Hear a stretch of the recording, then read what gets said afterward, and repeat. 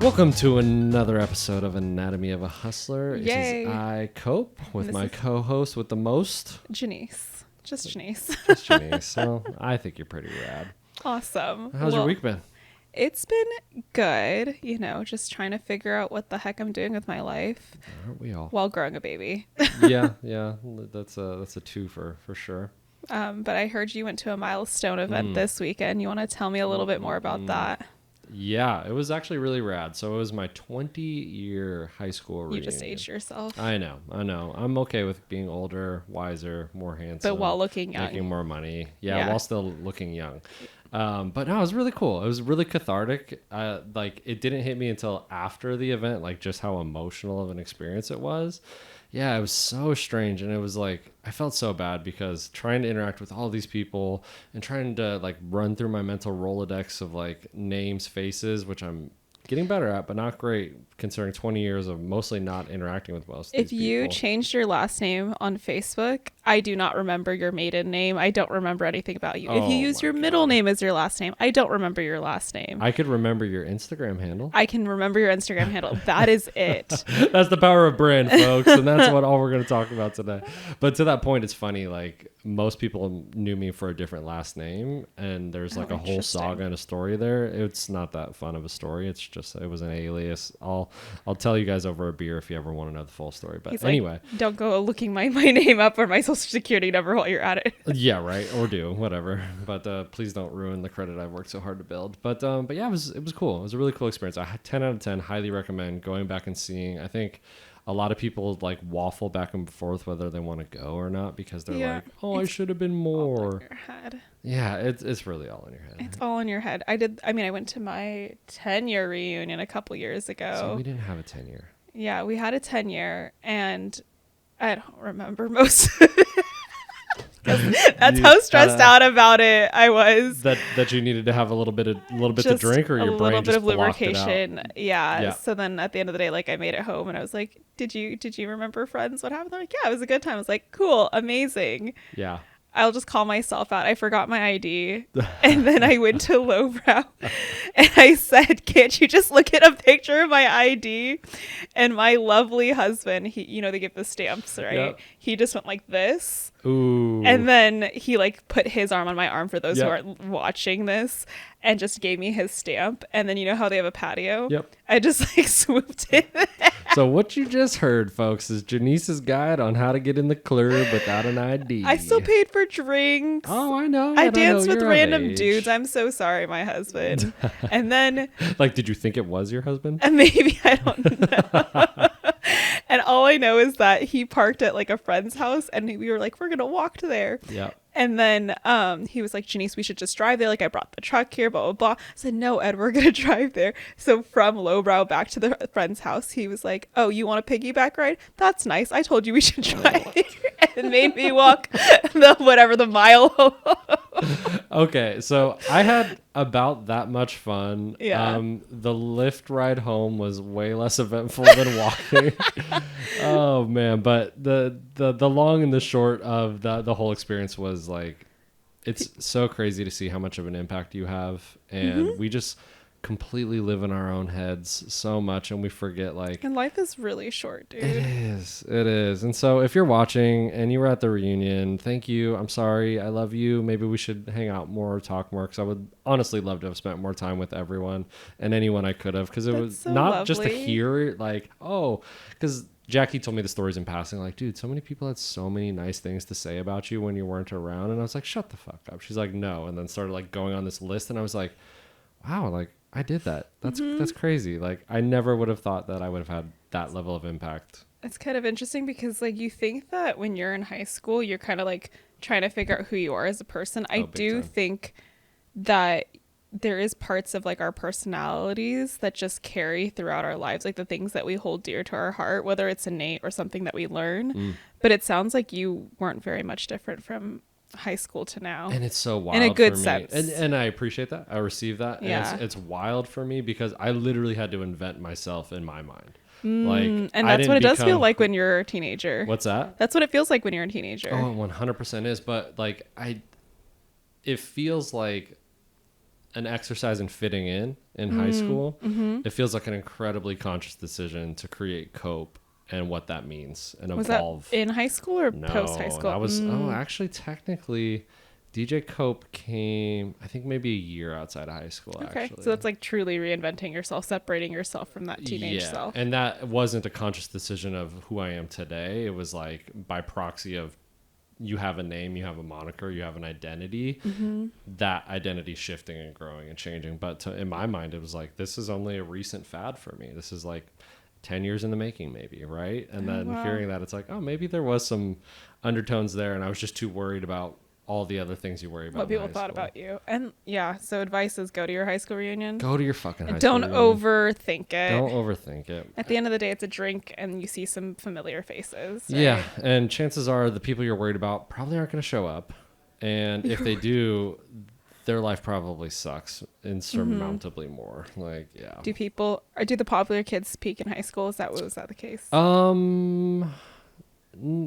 Maybe for some, like without like trying to like point fingers or assign anyone like that, because maybe, but like I didn't get to interact popularity with doesn't matter, right? And so much of like the high school that we went to, there wasn't like a clear delineated group of like class. Like, yeah, there was people that were like more involved than others or just kind of stood out more than others, and some of those people that were there were like still on brand, and I loved it because I was like, this is rad. Like, you're not, because like it wasn't this like jocks versus like everyone else type of behavior. Oh, not like in the movies. No, none of that happened in It's Almost High School. It was some worse shit maybe and some better shit in other ways, but it was such a diverse group, and I couldn't be more proud of having gone there, graduated from there, and having it be shaping who I am today. So being able to look back in time a little bit and see that was so sick. That's so lovely. Closer.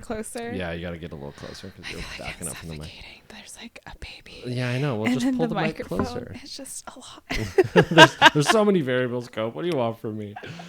Oh, anyway. You know what it is? There's a metric that we kind of, when we go to these reunions, that we should have, right? I think there's a few things. One is like, did you buy a house? Do you have a family? Are you married? Are you single? Like, and then like, how much money do you make? Did you accomplish your life goals in 10 years or 20 years or however much it is? Right. But like, one of those big metrics is like money. Like, can you show up to this knowing like, did you make the money that you said? Did you become famous? Whatever it is. Right. But money is one of those really uncomfortable conversations. Ooh, and let's talk about that. I love having. I said that. I said I love having them. When we were just talking last week, how I am a little bit more cautious on the cautious side. Well, it sounds like you're putting work in on it already. If you're openly willing to put it on tape that you love talking about it. I do love talking about people being responsible with their money. Okay. Let's start there. Okay. Open it up. Okay. So I have learned, and I'm not saying I was the most responsible person in the past 10 years, but I would say in the past 3 to 5 years, the way that I approach money has been so different, right? Like, I think there was like this scarcity mindset before when I was making less than half of the amount that I make 3 years ago 4 years ago now. Ooh, talk about a glow up. Damn. Do I say how much I made 4 years ago? Only if you want to, because people will they'll do the math and then they'll ballpark you. So if you're okay with being served ads for, top 10% of earners in the United States. Yeah, I was making $50K as like a low level digital specialist 4 years ago. Give people context as to what that position kind of entails and what you think it's valued at. I was at that time I was like, I'll take the money, because it was like that moment of where I needed a job and I was looking for a job for 6 months, and I took a job that was like $50K, let's go. Until I realized how much all my other coworkers are making. Oh, so you're getting the shitty end of the stick. I was getting the shitty end of the stick. And so I used to have that like scarcity mindset. I was like, how are people living their lives and like going out and like buying drinks and buying fancy clothes? But I was like scraping by. I also had a kid, so that also made it a little bit more difficult. Slightly. But as I've gotten older and like think about the possibilities that money can give you and like how to make money and how to approach money, I feel more like anyone can do it. Right. Anyone could like be successful, try to make money, try to figure it out. Yeah. And not be in that scarcity mindset. Like, if I lost my, knock on wood, if I lost my job tomorrow, would I freak out, or would I just figure out a way how to get around it? Right. Whether it's like freelancing or going to find another job. Yeah. And so, I don't know, I've had a lot of uncomfortable conversations with people about money, but more specifically people who want to hustle and want more for their lives. Mm-hmm. I've had more fruitful conversations about money and how they approach money. We never say exactly how much we make, but we know that it's like in a certain ballpark. And we talk about how it's less about like, we feel bad that people don't make more money. It's more like, how are we going to like up level ourselves so we can help other people? Mm. But I think you and I were talking about the uncomfortable conversation of having a house cleaner. Oh, yes. As like a marker of like not a milestone, but just kind of like this level of like, how much am I going to hustle and how much am I going to invest in like being able to hustle more? Yep. And so my friend, she was like, I think everyone should have a house cleaner. Fully agree. When she said that, I was like, you would say that out loud to me because that I like have a house cleaner, but like, what about people who just don't have that mindset or just aren't as fortunate as us? And I was thinking about it in a way of like, well, not everyone can have that. Like, there's unfortunate people. Right. At the same time, on the flip side, you're like, well, we work hard for this. Right. And it's not like this, like, it's not about just like flippantly having a house cleaner. It's like we're investing in giving ourselves more time. Exactly.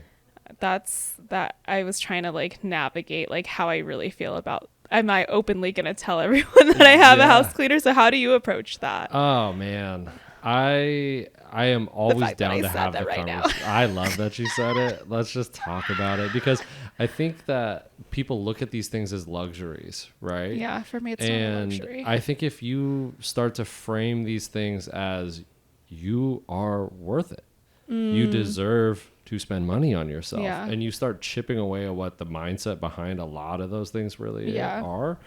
The mindset is just small, as to keep you in this little box of what your beliefs are. And so to me, it's like, spend $100, $200, whatever it is, right? Yeah. And if you start looking at that as like an investment in you and your mental well-being, because there's something about a clean space, which is a completely different tangent, but paying to have that freedom to not have to always get on your hands and knees and clean the shitty things and do the things, like, it's an investment to me. And so anyone that I can talk to, I tell them like, dude, have them come once a month and watch what a game changer it is. Not just for you. Talk about this. Yeah, you talk about it with everybody. I'll tell anyone. And part of that is because I myself am trying to reframe my story around money for sure, because it's definitely been a journey. Just give a caveat, like neither you and I came from money. No, yeah. And if you're watching, it's like, yeah, I'm a white guy, so like, wow, the white guy talking about money. There's something to be learned here, right? But it's like, yeah, like free lunch.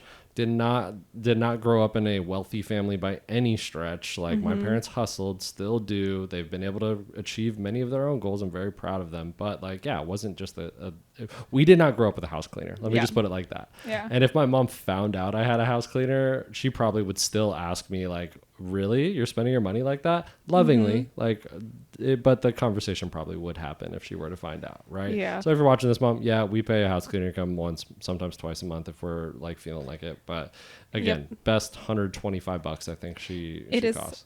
It is a mental space thing. It's so much. I think you just knocked it on the head, because my husband and I, we both work full time, and then we work on our side gigs at the same time. And he was like doing the dishes one day and he said, do you think the house cleaner should come twice a month? And I said, I don't know. Are you going to hustle? Like it's not even like, oh, can we afford it? It's like, are you going to hustle during those weekends when you're not here to do that? Because 100%. If that's okay, then if you're going to go to open house, like, see you later. Yep. Then okay. Yeah. We can have her twice a month. Yeah. And then the reward for it. And I think that when you start shifting that, not only one, just your own personal validation of like, I am worthy of this. Yeah. But two, you start shifting that metric. Those wins that funnel and fuel your capacity to use this leverage, because it's energy, it's leverage, it's however you want to look at it, to use this in your best interest, it compounds out on all those other activities that you're using that time for. And I'm not even saying like, use money just to buy more time to hustle harder. No. I'm thinking the opposite too, to do less. Do less. Yeah. That's interesting. Yeah, why not, man? Like, because to your point that you made earlier, like, life is short. Do you really just want to be measured for every time you clocked in and did good work? Ooh, that's where I'm at right now, but that's okay.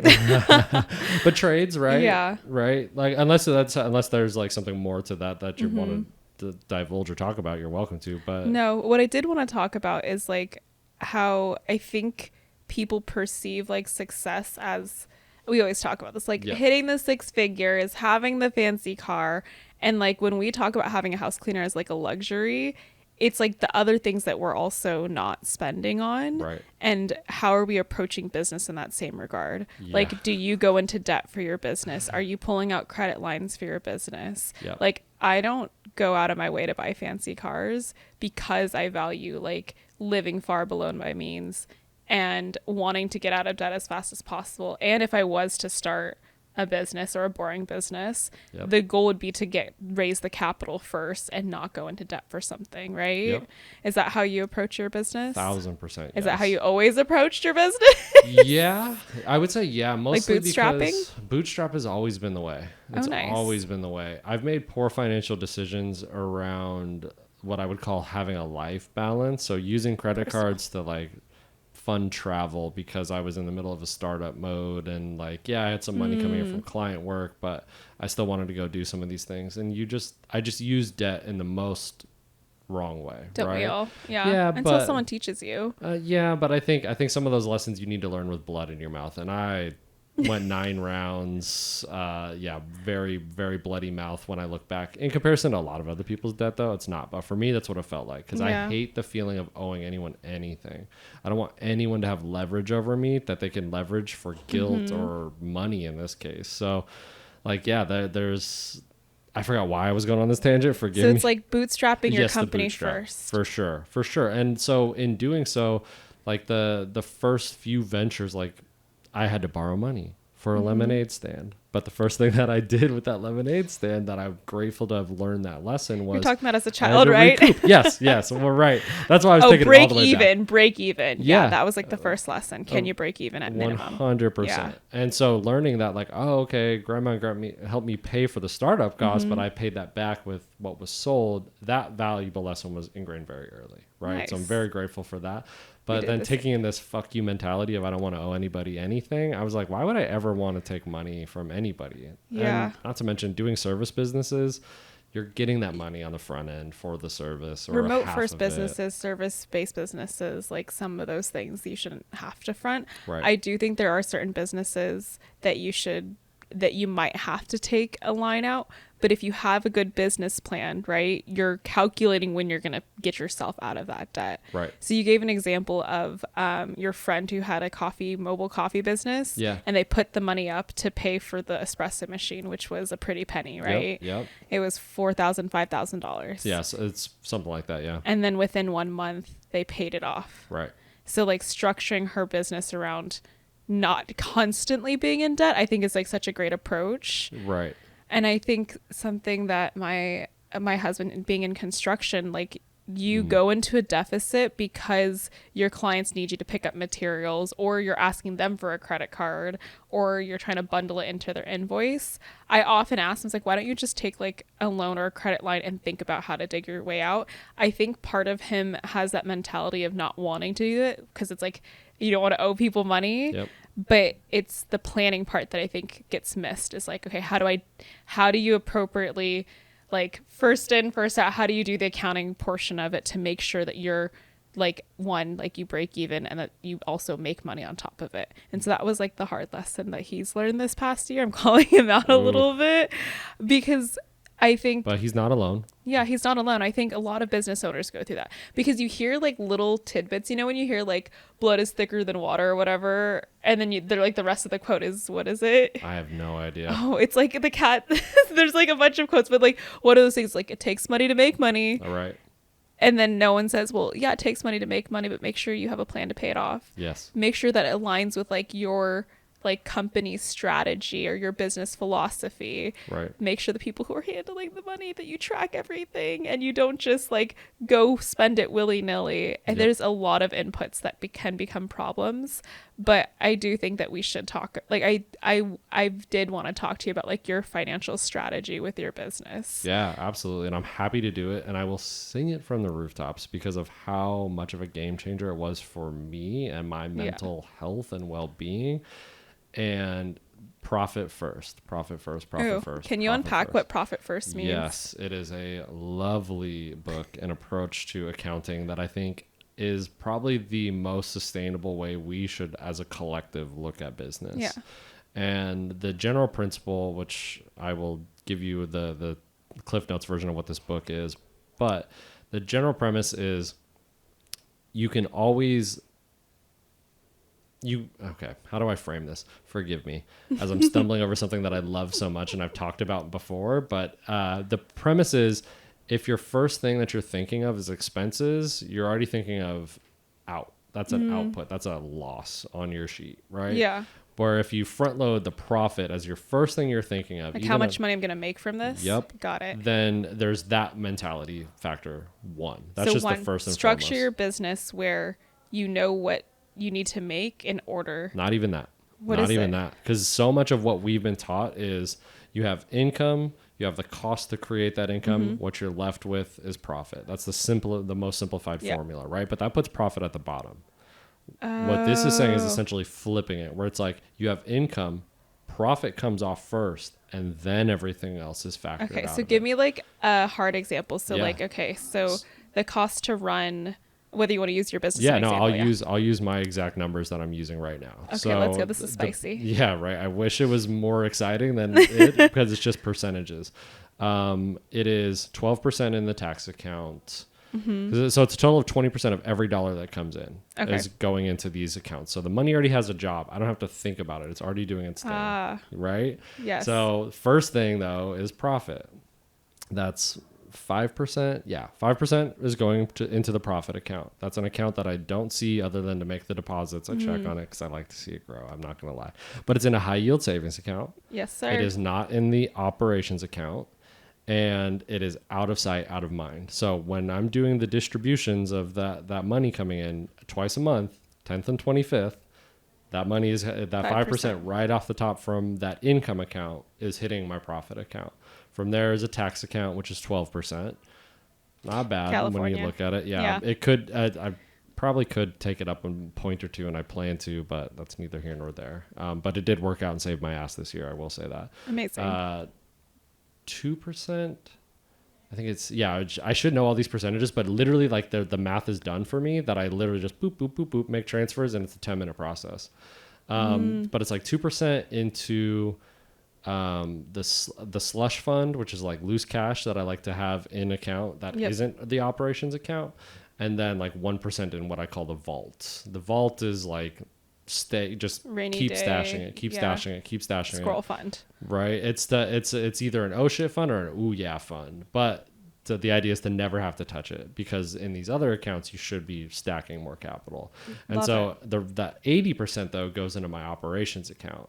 So technically you're supposed to have an owner's account for like what you pay yourself or whatever. I don't like that. I'm like, if I need to tighten up and tighten up my belt, I will. I'm the first person to take a pay cut whenever possible. But now it's like all that thing is on autopilot. So I can see like the operations account go like this and know like he's visually making an up and down I forget movement. that not everyone watches and people listen. So I'm making that bar chart that keeps going up and down, but it's at a mostly steady incline overall. And so that's my metric of like where we're at. Obviously, I'm still paying attention to our budget, how we're spending money, of course, which I think everyone needs to do, have a budget to some degree. But that whole shift of mentality for I'm going to take profit first shifted everything about how I look at the business. How does that feed into your pricing then?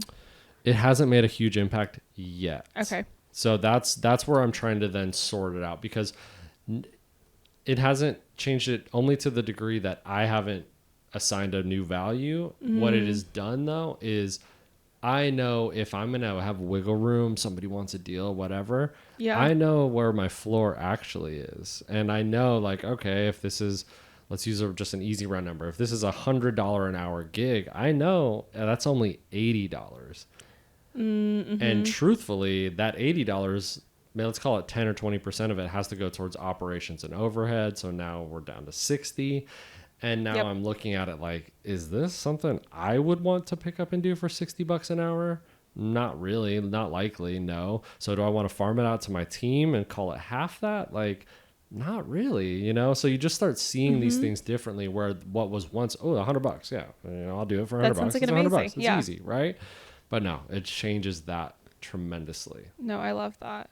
Yeah. I think people should, or business owners or entrepreneurs should think about that. Like, it's really easy to be like, to see people say like, yeah, I make $60K a month. Right. I think I was watching a little YouTube short where this guy runs a bowling alley, and he said, we have an income of 60, or like what comes in gross revenue is $60K. Yeah. And then he like great. Broke down everything, and it cost him $45K to run it. Yep. So he's still at like a profit of $15K, but $60K seems like a really big number. Yep. And then when you really look at it, he's taking home $15K profit, which most likely he's either reinvesting into the business, right?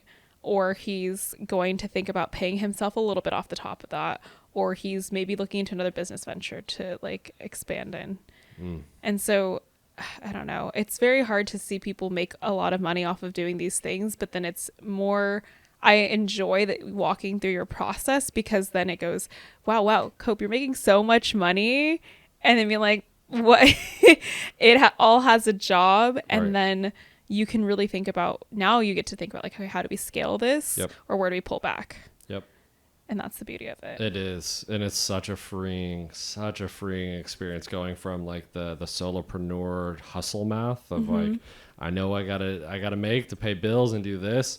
And what that ends up doing is you create this like cycle of like release and relief, where you're using money in a really dumb way. And not just because I'm like, oh yeah, I'm going to go out and get drunk. But no, you're like, oh, I can afford to take that. Like, I got this work coming in or whatever. And you kind of like use it as this escapism, instead of creating systems and processes that this is a tool for sustained escapism, right? Like, if you want to take a day off, I can take a day off comfortably now. I don't think about it, because I'm like, oh, I don't feel the guilt or pressure to work, because you don't know what that big question mark is. Right. I don't have to. I don't have to worry about it. I know month over month what our monthly recurring is. I know what it costs us to run, and I know that all these dollars coming in already have a pre-assigned task. How does that like transfer into your personal spending? Do you have like a similar mindset to your personal spending? I do now. It took me a while to develop it. It kind of took me embarrassingly long to like really adopt the budget and to like really fall in love with it. I think you're speaking to most of like all of America, right? Yeah. And so like, if I can do it, believe me, you can, because I hated it and I like money. And have you heard there's like, I think it was like 60% of Americans don't even have $1,000 to cover an emergency.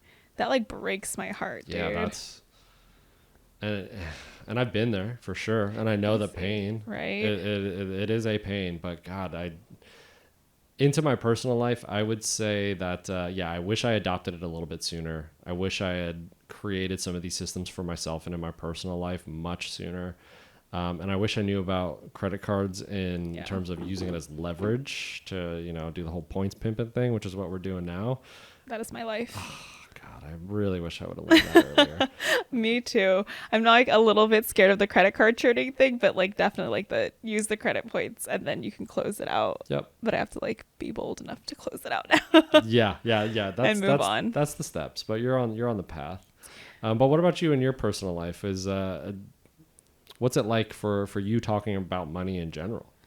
Well, it's especially being married now, like we still haven't combined accounts, and I really want to, because I don't want to have this mindset of like your money versus my money. Sure. But because he has a business and an extra income, and because I was consulting before, like all of our money goes together, but we're both approaching our debt as our own journey right now. And so we're both invested in like supporting each other and paying off our debt. Yeah. So that's the first and foremost. And then the thing is, we've talked a lot about like these boring businesses or making these dumb decisions. So right now he has his own business and I'm the stable one working at a startup. Right. So he's supposed to use this time in our lives right now to explore what it means to scale up a business and make that money. And once he's successful, then we flip it, right? Then I get to figure out what it means to make money separate from having a stable job, and he gets to be the stable one. So when we think about kind of like how we're, whether we do another business, if we choose a boring business or we invest in his business, it both has to come from this partnership mentality that we're both in it to win it. And I didn't realize how most people don't think about it like that, which is so surprising to me, because I'm not going to say it's easier to have a partner to factor into your financial decisions, but it is like having a team. Like we're a team trying to figure out what our lives look like. And so that same mentality around like having a house cleaner is very much of like, okay, what life do we want to live, and what is our financial strategy? I like kind of ingrained it in his brain, where I'd be like, what's our philosophy on finances? And he's like, live below our means. Yes. Because that's what I think is like the path to true like financial freedom. Yep. Whether we do it in the next 5 years or the next 10 years, we have to live so far below not super far. Like we still enjoy life. We still go on trips. We still invest in going out to eat. But like we used to, when he had no money, I tell people this all the time, when he had no money, he was making like $60K, and we first started dating, we probably went to like 8 fancy like fine dining restaurants in the first couple months of us dating. And I got to a point where I said, hey, do you want to save money? Do you want to like travel? Do you want to like buy a house one day?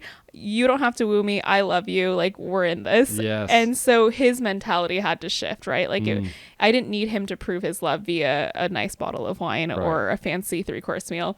I needed him to think about what our future is. And so now that we're on the same page, it's a lot easier to think about money.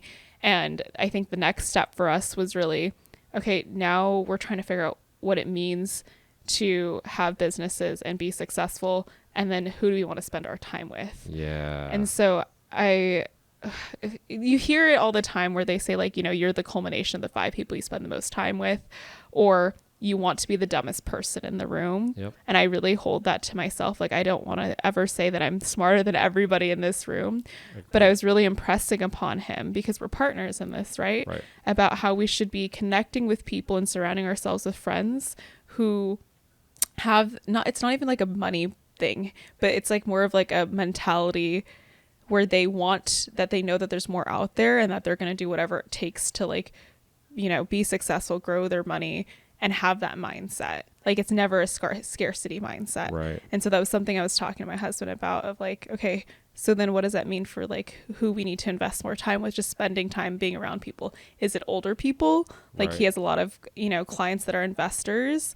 And so should we be hanging out with them? Or we do hang out with them, but not like on a consistent basis. Right. But like leaning on that mentorship or leaning on that companionship of people who do want to see you succeed. That's something that I've learned, I don't know, in the past year or two, that has really changed how we approach like our friendships. And to bring it back to the money talk, have you seen it improve your guys' finances just by proxy of spending a little bit more time around those people? I think it's funny because I don't want to say it's like, oh, because we know they make a lot of money, we spend time with them. Yeah. It's more about how they approach their lives and money. Yes. So one is they give generously. Ooh. And that's like they're open to giving to charities, they're open to giving to their church. And then 2 is that they live in an abundance mindset. So like if there's something like a house cleaner that's not like this burden upon them, it's something that they go, okay, in order for me to earn this, like we need to hustle, because the bigger goal is to give our kids or our future kids like financial freedom. Right. And so that mindset, I think like you end up feeling like you can achieve more. Yeah. Or like your life, like it's not that I'm just like getting all of this like feedback from them, but it's also me to them. Like I believe you can do this. Oh, you need help with your business? Like, how can I support you? Or like we're tagging each other in like Facebook groups, or someone's like, hey, I need a hairstylist. Okay, I'm going to tag all these people that I really love and care about. Or when you did the bridge, did you pick someone for the bridge yet? No, we're letting that run for a full month. Okay, so that won't be for another couple of weeks that we pick one. Every single one of my friends who had a business, tagged them. Yes, you did. Those are my friends. Like those are personal friends that I love, and they have like these little mini businesses, and I want to support them in that. Those are the people that I like want to spend more time with and encourage, and vice versa. Yeah. Okay. Because there's definitely a weight to it, right? And I mean, it's a lifestyle though. It is. Like, do you hang around people who are mad at the world because they feel like it's against them? Or do you hang around people who, this is like not even about money now. It's like, do you hang around people who like see the possibility in life, right? But that is about money, because it is an abundant mindset to be believing that there's something to be hopeful for, right? Yeah. Like, you believe there's more reasons to be grateful than there are to be angry, or whatever that justification of that more negative approach. But I want these people to win. I want everyone to win. Oh yeah, we share that. Yeah. I want everyone to win, whether it's like you pursue business or you pursue your career. I want you to win. But it's those people who specifically have that growth mindset and specifically want to be successful, whether it looks like being able to be more generous or being able to make that amount of money and build businesses. Like, those are the people that I like try to invest my time in. Big time. And it's easy to do because they're fun to be around, and it fills you up instead of draining you. Because I can think back, I've literally told people, like, if you're not willing to grow and change, like, I have no capacity to slow down to be your friend. Whoa. How many conversations have you had like that? That basically word for word, I can think of one person who's gone on to do really great things in his own right. And we talk every year or two. So it's like a heart to heart. And come it to is. Jesus And it's moment. beautiful. But there's no mixing of words in this bullshit. Like, oh, we're friends and buddies. Like, nah, I kind of have no patience to sit and watch you commiserate about life when I can look outside and see the same sky and be like, whoa, this is fucking tight. I'm actually here. I love this. I'm grateful. And you can look out and be like, damn, you won't believe what happened to me this week. Like, guess what, dog? I don't fucking care. I don't fucking care what happened to you this week. You know what you should be doing? Win. Go do something to win. Exactly. Yeah. Yeah. So that conversation directly once, I've but it impacted his life though. Yeah, and he told me that too. Whoa. Which is crazy. Yeah, getting your flowers while you're alive is wild. I don't know how to receive it, and I love flowers. But see, that's what I'm saying. Like, okay, so it's not like right now we're not saying don't hang out with people who are miserable, or do, but like, or just don't hang out with them. Like, I kind of am saying that. Well, you did tell, but you told, like, you didn't. It didn't stop you from like speaking like the truth over him or giving him an opportunity to be like, hey, this is, you can sit here and be upset about this, or you can go make something of your life. Yep. And I'm not saying you should have like hung out with him and walked him through that specific situation, which it sounds like it clicked in his brain. It clicked in his brain, and you were able to walk away from that situation knowing that like your purpose wasn't to carry him through this situation. Your purpose was to speak that over him. And I think that's what we do when we continue to spend time around people that are not going to move at our pace. And so I do agree that if there's people who are weighing you down or complaining or talking bad about themselves or talking bad to you, because they might be talking bad about you behind your back and don't see like the possibility in you or like encourage that out of you, then gotta go. It's good. Sorry, I gotta go. You're not supposed to be at this garden. Yeah. Yeah. Oh, that's good. A little scary. It is. And it all comes from love. And I know that my intention versus their receptivity to it don't always align, and that's okay. But more and more, it's just like, these things naturally take care of themselves now. Like certain people just kind of fall. And it's not always you telling them what to do. It's you just like living your life by your rules and by your philosophy. And then it kind of comes out. Yep. That's what I want to build. I love that. I want to see you build it. I think you're already going to. I think it's I'm in the proxy. midst of building like this like group of people that I really love and just want to see them win. I love that. Yeah. So as you're building, let's fast forward to 6 months, 6 years, whatever that time frame is, and you have that. Boop. Cool. Money is no longer an object. That's the goal. What do you do with that? Ooh. It's like the FU money, but it's not enough FU money to like really F you. Like when I think FU money, I think like go buy a private island. Right. But this hopefully in 5 years, according to somewhat of a plan, I would love to help other people and give without asking for money. So like I told you, like what's his name, Simon Squibb. Yeah, I'm obsessed with his videos because he's not trying to hawk a service or a marketing scheme or anything. He like genuinely wants to help people, and because he's already built his businesses and built his life, he gets to go out in the streets and like talk to people about how to make money with what they're doing right now and achieve their dreams. And that just feels like, when I see that, I'm like, okay, what do I need to do to get there? Right. So my goal in life isn't necessarily to make so much money and then just peace out and like live on my castle or whatever. It's like, could I have so much abundance that I can give back to people without thinking? There's a lot of businesses in Sacramento closing. I don't know if you've seen a couple of the restaurants that have just been. So like Vic's, Lowbrow is going bankrupt. I saw this Reddit thread where they were like, what's a business that closed that you wish was still alive? And there was so many on there, like Empress Tavern. Yep. And sometime Vic's is one that I was like, okay, they're trying to sell their whole brand into their like very large location for 1.4 or 1.2 million or something like that. And I just was, you're paying for a brand that hasn't been revived in such a long time. But if I had that FU money, I would go and like say, okay, like how do we revamp this? Like either hard lean into the 1950s theme, make it a coffee shop, roller skates, like something like that. Like I think that's the beauty of having that money, is like you can make any possibility happens. You're not just thinking about profit or like how to make $1 million or scale, which you should, which is what we said earlier. Yep.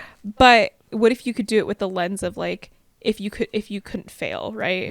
Or if this did fail, like what would you do? What would you test out? And so that's like the goal eventually, is like, let me just scoop up these sad little businesses that just couldn't make it work, or the owners got older and then no kids took it over after COVID, right? It's like, that's what I'm seeing a lot of. Or they're just not, they don't do the market research, or they just don't want to keep up with social media, and then the taxes are getting more expensive, like all of that. What if you could just throw that out the door and be like, here's money, here's what we're going to do to make it happen. Interesting. I want to do that when I grow up. That's who I want to be when I grow up. I love that for you.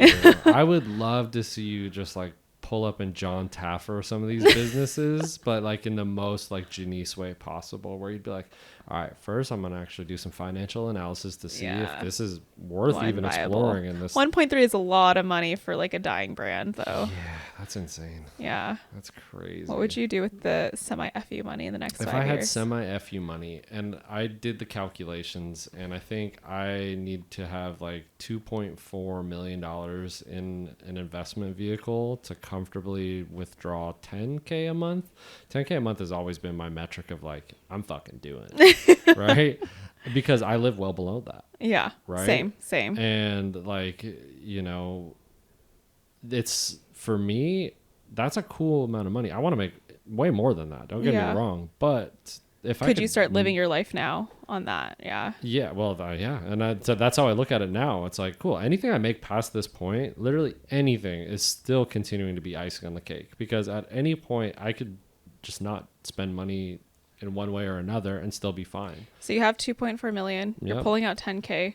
Yep. You have extra investments putting in money, bringing in money. What do you do now? Yeah, because to me, that fuck you money is the freedom. That's all I just look at it as. I just want the freedom. I don't need the island. I want the island, but I don't need the island, right? So then what are you doing with your life at that point? Yeah, so at that point, I'm golfing.